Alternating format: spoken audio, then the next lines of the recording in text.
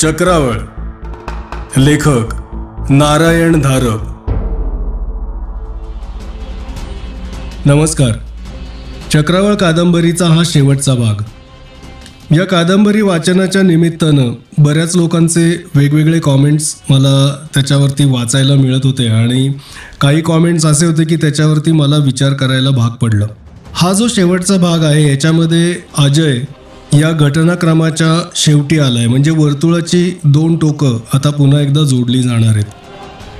तर या वाचनाच्या निमित्तानं मुळात काळं प्रवास या गोष्टीबद्दल अनेक लेखकांनी लिहिलं आहे आणि बऱ्याच कादंबऱ्या या कल्पनाविलास या प्रकारच्याच असतात. म्हणजे काय घडू शकेल किंवा काय काय पॉसिबिलिटीज आहेत याच्याबद्दलच ते सगळं लिखाण असतं.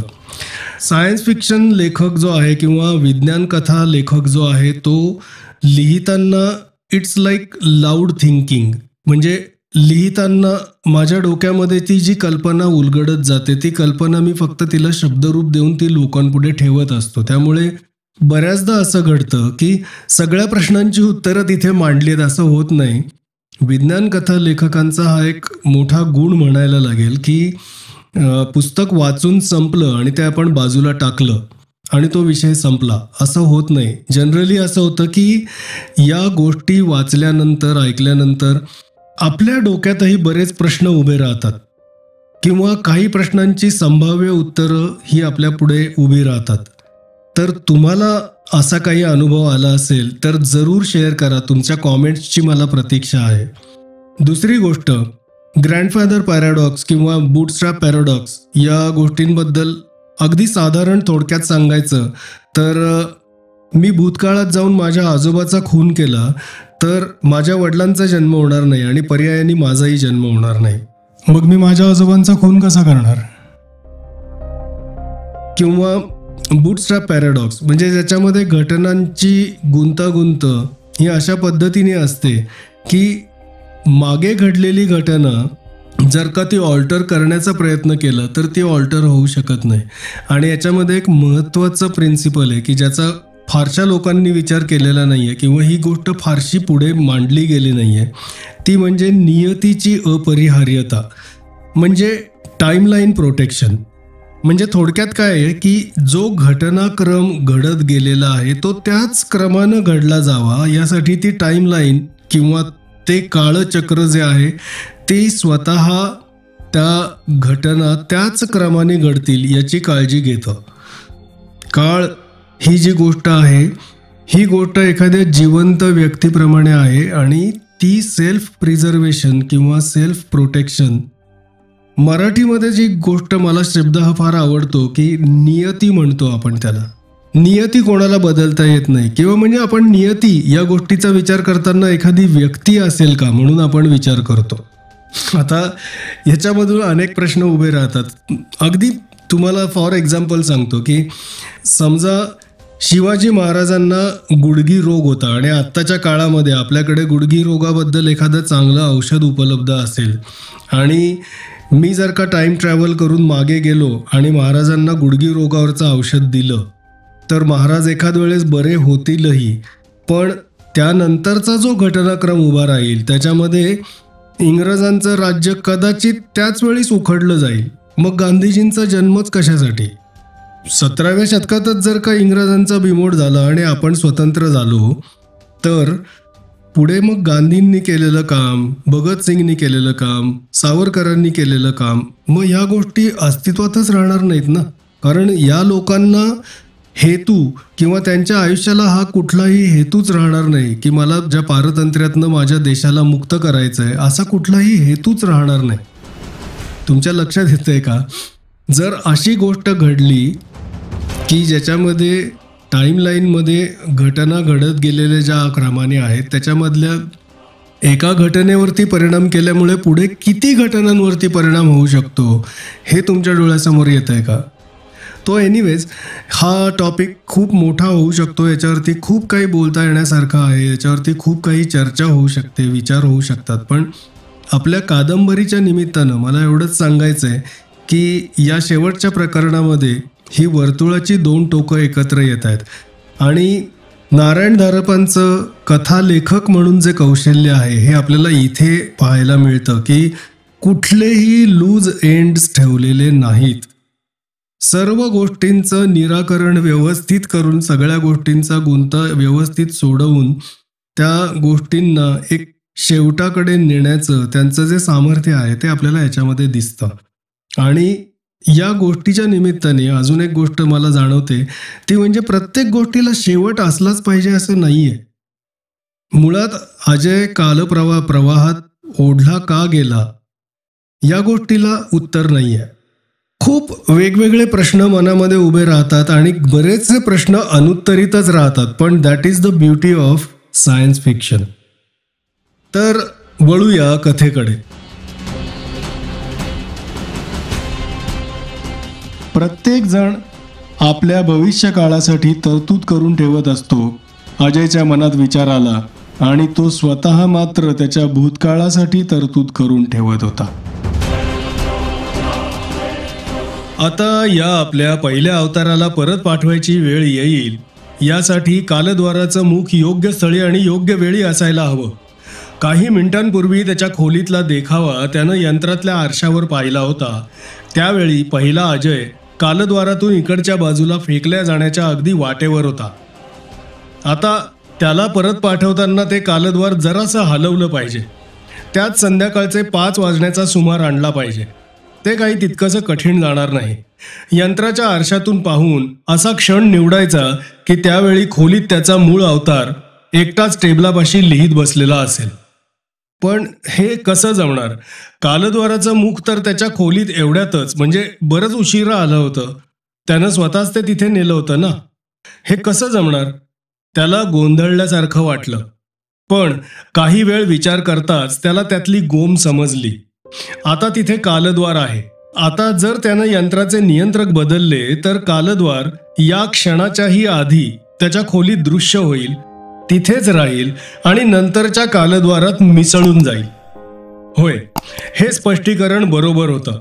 मात्र खोलीत हजर असलेल्या कोणाही व्यक्तीला असं वाटेल की हे कालद्वार खोलीत अगदी 5 वाजल्यापासून जे आहे ते अजूनही आहेच, त्यात खंड पडलेलाच नाही. आणि ते तसं राहायलाच हवं एवढी काळजी तो खासच घेणार होता. कालद्वाराच्या यंत्रणेचा इतका सराव होऊनही त्याचा व्यक्तिगत विचार करताना अजूनही त्याच्या मनात गोंधळ होत होता. काळाचा स्वनिष्ठ विचार सोडून अलिप्त कालबाह्य विचार केल्याखेरीज त्यातली गुंतागुंत मनाला स्पष्ट होत नव्हती. विचाराची पद्धतच बदलावी लागत होती. आता ती पुरातन फेल्ट आहे, खरं म्हणजे त्याचीच. पण आता जेव्हा त्यानं ती डोक्यावर घालण्याचा प्रयत्न केला तेव्हा ती वरच्यावर तरंगायला लागली. त्याचे केस, पूर्वी त्यानं असे एखाद्या बैराग्यासारखे लांब केस कधीच वाढवले नव्हते म्हणा. आता ती हॅट अशा ठिकाणी लपवली पाहिजे की ती योग्य वेळी सापडेल. होय, त्या नियंत्रण कोठडीतच. आणि हॅटपाशीच ती वही सुद्धा ठेवायला हवी. हां, ती वही. तिथे काहीतरी गडबड होती खास. मुळात त्यानं चोरलेली वही वापरून वापरून इतकी जीर्ण झाली होती की त्यावरची अक्षरही वाचता येईन अशी झाली होती. तेव्हा 4-1 वर्षांपूर्वी त्यानं वहीतला सर्व मजकूर एका नव्या वहीत सही उतरवून काढला होता. अर्थात त्यात त्याचा उद्देश वेगळा होता. मराठी भाषेची आठवण ताजी राहावी हा उद्देश होता. आनंदवनातली भाषा आता त्याला आत्मसात झाली होती. जीर्ण वहीचा त्यानं केव्हाच नाश करून टाकला होता. आता पहिल्या अजयला सापडणार होती ती ही त्यानं तयार केलेली नवीन वही. आणि तीच तो नंतर पुन्हा लपवणार होता. पण जर असं असेल तर 2 वह्या कधी अस्तित्वातच नव्हत्या. जी वही तो वापरत होता तीच कालद्वारातून 10 वर्ष मागे गेली की तीच मूळ वही होईल आणि तिच्यावरून नक्कल केलेली वही आत्ताची वही होईल. वास्तविक पाहता एकच प्रत्यक्ष क्रिया. पण कालद्वाराच्या यंत्रणेनं तिचे 2 भाग झाले होते. त्यातला एक भाग जीर्ण वही आणि नवी वही. वर्तुळाची 2 टोकं म्हणा. काळाचा काही भाग एकाच वेळी अस्तित्वात असणार होती. तो स्वतः नव्हता का एका दुपारी स्वतःलाच भेटला. पण ती जुनाट झालेली जीर्णशीर्ण झालेली वही आपण उगाच फेकून दिली. त्याला आता वाटायला लागलं त्यानं जर ती जपून ठेवली असती तर आता दोन्ही वह्या शेजारी शेजारी ठेवून त्याला त्यांची तुलना करता आली असती आणि दोन्ही एकीचा वापरानं आलेला जीर्णपणा सोडला तर अगदी हुबेहूब सारख्याच किंवा एकच आहेत किंवा नाही याची त्यानं स्वतः खात्री करून घेतली असती. त्या वहीत आलेला जुनाटपणा, सैलसरपणा हीच तर निसर्गातल्या एन्ट्रोपीची म्हणजे वाढत्या एन्ट्रोपीची खूण नसेल. पण मग आनंदवनाच्या भाषेचा प्रश्न आला. त्याला एवढा शब्दकोश तयार करण्याइतकं त्या भाषेवर प्रभुत्व केव्हा प्राप्त झालं होतं? त्यानं त्या वहीची दुसऱ्या वहीत नक्कल केली तेव्हा त्याला ती भाषा येतच होती. खरोखर तेव्हा तरी मूळ वहीशिवाय त्याला शब्द उतरवून काढता आले असते. पण वस्तुस्थिती ही होती की त्यानं प्रत्यक्षात नक्कल केली होती. ही त्या अपरिहार्य अटळ घटना चक्राची एक आरी होती का? ठाकून ठोकून का होईना पण प्रत्यक्ष घडलेल्या वास्तव घटना त्यानं एका साच्यात कशा तरी बसवल्या होत्या. पण त्यामागची कारणं, हेतू, मानसिक घटना समजून घेणं किंवा मान्य करणं ही मानवी मनाला पार चक्रावून टाकणारी एक गोष्ट होती. कारण आधी किंवा अंत नसलेलं ते अखंड फिरणारं एक घटनाचक्र होतं. स्पर्शिकांसारख्या जाणाऱ्या रेषा एका अगम्य, भयानक, अकल्पनीय प्रदेशात ज्ञात होत्या. आता खरोखर काय झालं होतं?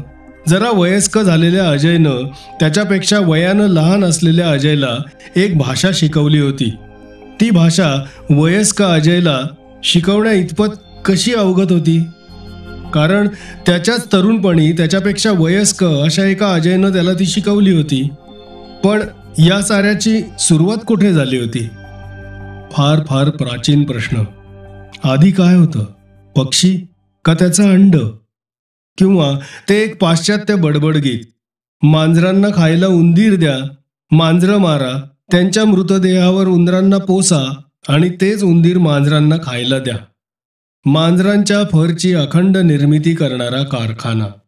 किंवा तो कूट प्रश्न. विश्वाचा निर्माता देव, पण देवाचा निर्माता कोण? मुळात वही कोणी लिहिली? या घटनाचक्राचा निर्माता कोण? या भूलभुलैयात आपण एकदा शिरलो की बाहेरच येऊ शकणार नाही त्याला वाटलं. कारण तो प्रामाणिक होता. बौद्धिक जुगलबंदी त्याला अमान्य होती.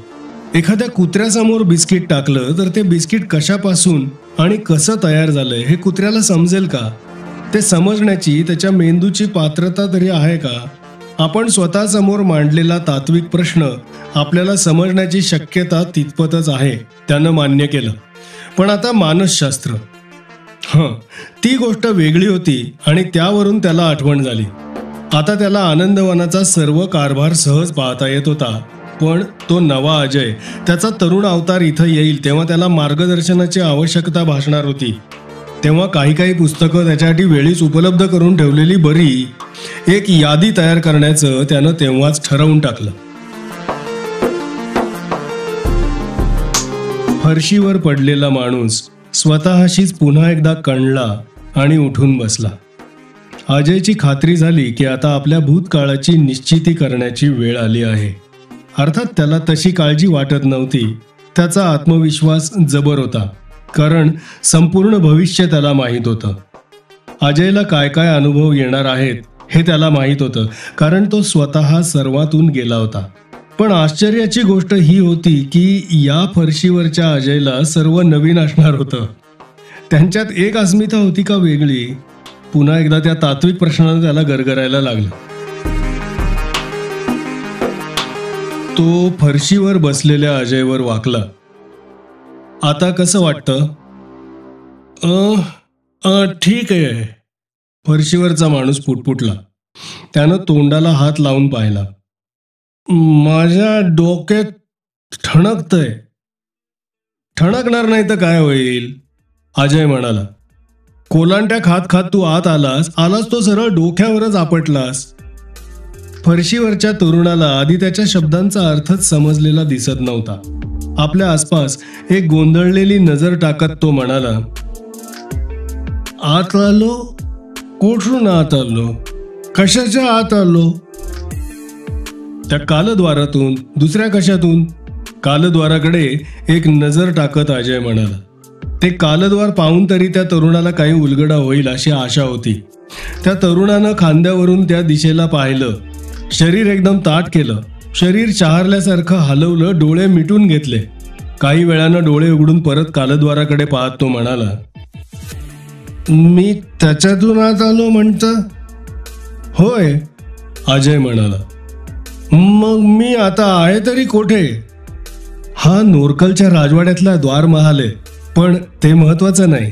तू केव्हा आहेस, कोणत्या काळात आहेस ते महत्वाचं आहे. तू भविष्य काळात जवळजवळ 30,000 वर्ष पुढे आलायस. त्या माहितीचा त्या तरुणाला काही फारसा फायदा झालेला दिसला नाही.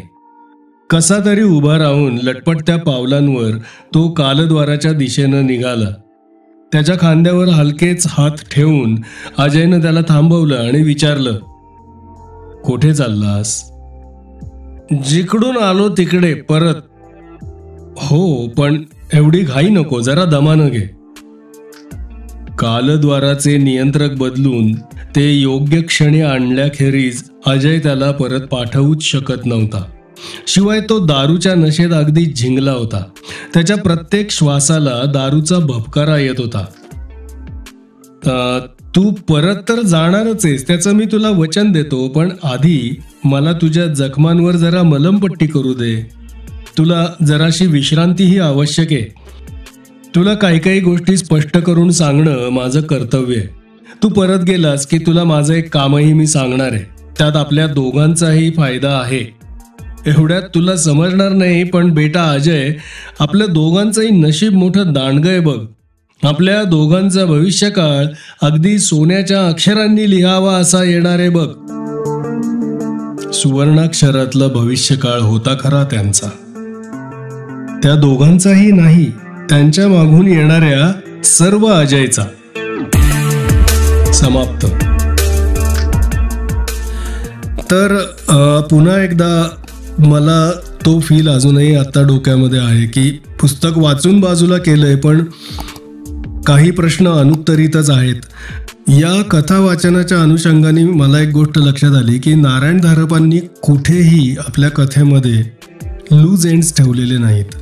आणि मुळात त्यांनी प्रत्येक गोष्टीचं स्पष्टीकरण याच्यामध्ये दिलेलं आहे. म्हणजे अजय जिथे लिहित बसला होता आणि तिथे त्याला बापू येऊन भेटला. त्यानंतर तिसरा अजय कालद्वारातून आला. पहिला अजय कालद्वारातून जाऊन क्षित्रापला भेटला. क्षित्रापने त्याला काही गोष्टी एक्सप्लेन करून त्याला परत कालद्वारातून बापू म्हणून पाठवलं. मग बापू हा स्वतःच्या इच्छाशक्तीने परत तिसरा अजय म्हणून कालद्वारातून परत गेला आणि तिथल्या लोकांची त्याची गाठ पडली. मग त्या आनंदवनातल्या लोकांचा तो स्वामी झाला. 10 वर्ष त्यांनी तिथे राज्य केलं आणि त्याच्यानंतर क्षित्राप म्हणून तो परत आला. या सगळ्या घटनाक्रमामध्ये अजयला आलेले फोन, त्याच्यामधून बोललेल्या वेगवेगळ्या व्यक्ती, अजयची फेकली गेलेली हॅट, तर लताच्या घरी राहिलेली हॅट, किंवा कुठल्याही बारीक सारीक गोष्टी असू देत, त्यांनी इराण्याकडे जाऊन घेतलेला चहा, खरीदलेली पुस्तकं, व्हॉट एव्हर जे काही असेल ते सगळं सगळं सगळं कुठेही अनुत्तरित राहत नाही. प्रत्येक गोष्ट अतिशय व्यवस्थित पद्धतीने ती शेवटाकडे येते. तर या कथेचा उद्देश हा निराकरण करणं नाही, तर आपल्या मनामध्ये प्रश्न उभे करणं हा आहे. हे समजून घ्या. तुमच्याही डोक्यामध्ये काही प्रश्न तयार झाले असतील किंवा काही प्रश्नांची पर्यायी उत्तरं तुमच्याकडे तयार असतील तर कॉमेंट्समध्ये जरूर शेअर करा आणि मला जाणून घ्यायला आवडेल तुमच्याकडून की या कादंबरी वाचनाचा हा एकंदर अनुभव तुमच्या बाबतीमध्ये कसा होता. नक्की सांगा. तुमच्या कॉमेंट्सची मला प्रतीक्षा आहे. धन्यवाद.